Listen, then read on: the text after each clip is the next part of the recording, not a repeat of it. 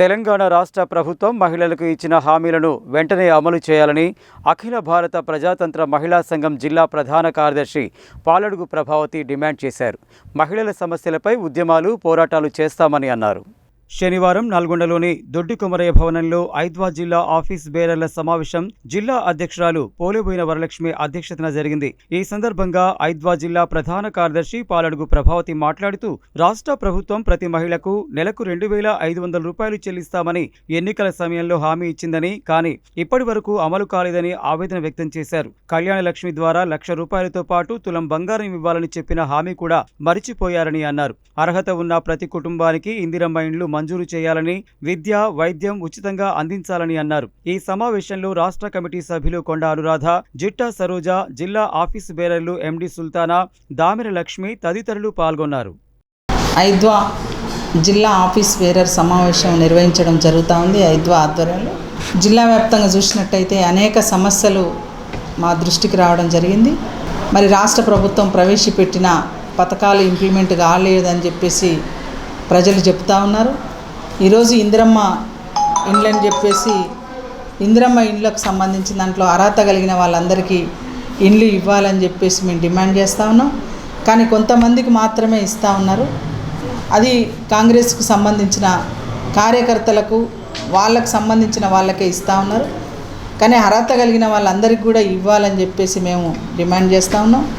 అదే రకంగా గ్యాస్ సంబంధించిన దాంట్లో సబ్సిడీ డబ్బులు నేటికి ఇప్పటికీ పడట్లేవు. సబ్సిడీకి సంబంధించిన దాంట్లో మరి ఎన్నికల ముందు గ్యాస్ డబ్బులు వేస్తానని చెప్పారు.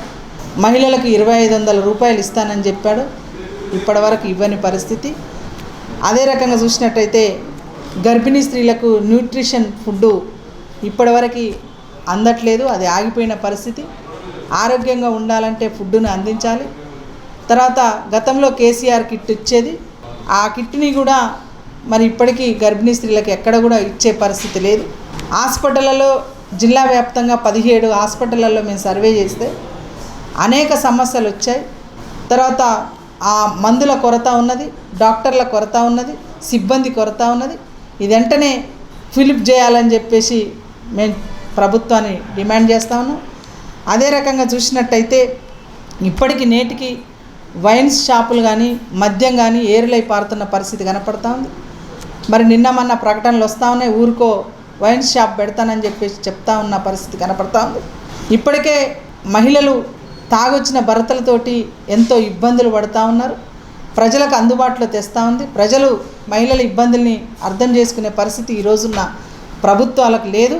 ప్రజలు దగ్గరికి వచ్చినప్పటికీ ఎక్కువ తాగే పరిస్థితి ఉంటుంది. అందుకనే దాన్ని ఆలోచించాల్సిన అవసరం కూడా ఉంది ప్రభుత్వానికి.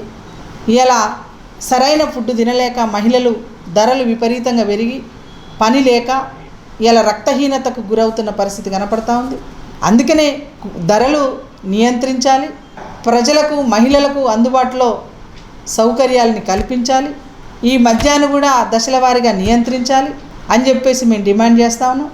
ఐద్వాగా మరి ఆగస్టు 19, 20 తారీఖులలో మహిళలకు రాజకీయ శిక్షణ తరగతులు జిల్లాలో ఇస్తూ ఉన్నాం.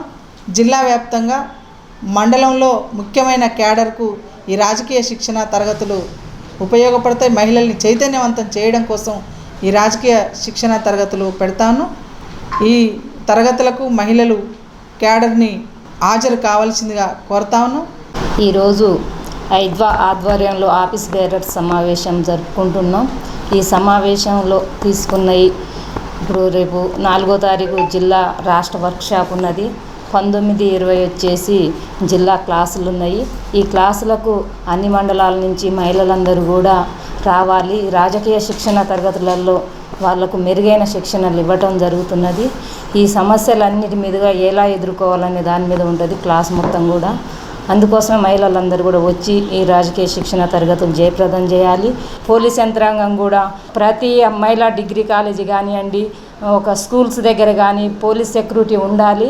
ఎందుకంటే ఆడపిల్లల్ని ఇవాళ రేపు బయటికి వెళ్ళిరంటే చాలా ఇబ్బందులకు గురి చేస్తున్నారు ఆకతాయిలు అని చెప్పేసి ఈ సందర్భంగా మేము డిమాండ్ చేస్తాం. ఐద్వా ఆధ్వర్యంలో ఆఫీస్ బేరర్ సమావేశం నిర్వహించుకోవడం జరిగింది. ఈ రోజున సందర్భంలో ఎజెండా ఏంటిదంటే రేపు 4వ తారీఖు రాష్ట్ర వర్క్షాప్ ఉంది. అలాగే 19, 20కి జిల్లా క్లాసెస్ ఉన్నాయి.